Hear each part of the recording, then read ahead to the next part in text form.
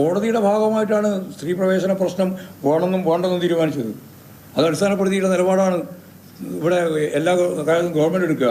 പിന്നെ പാർട്ടി എടുക്കേണ്ട നിലപാട് എന്താണെന്ന് അത് വേറെ കാര്യം. ഗവൺമെൻറ് എടുക്കുന്നതും പാർട്ടി എടുക്കുന്ന നിലപാടും ഒന്നായിക്കൊള്ളുന്നില്ലല്ലോ. ഗവൺമെൻറ്റിൻ്റെ നിലപാടുണ്ടാവും.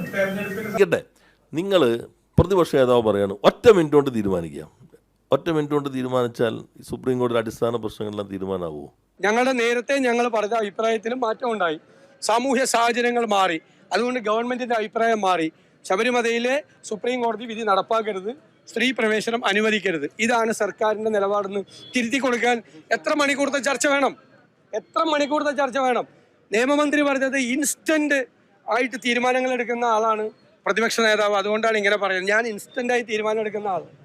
ഇതുപോലെ ഒരു അഫിഡവിറ്റ് കൊടുക്കാൻ 4 വാചകമോ 10 വാചകമോ ഉള്ള ഒരു അഫിഡവിറ്റ് കൊടുക്കാൻ വേണ്ടിയിട്ട് 1 കൊല്ലം എടുക്കുന്ന ആളല്ല. നിയമമന്ത്രി പരിഹസിച്ചാണ് പറഞ്ഞതെങ്കിലും ഇൻസ്റ്റന്റായി തീരുമാനം എടുക്കുന്ന ആളാണ് ഞങ്ങളെല്ലാം. ഒരു തീരുമാനം എടുത്തു കഴിഞ്ഞാൽ ആ തീരുമാനത്തിൽ ഉറച്ചു നിൽക്കുന്ന ആളാണ്.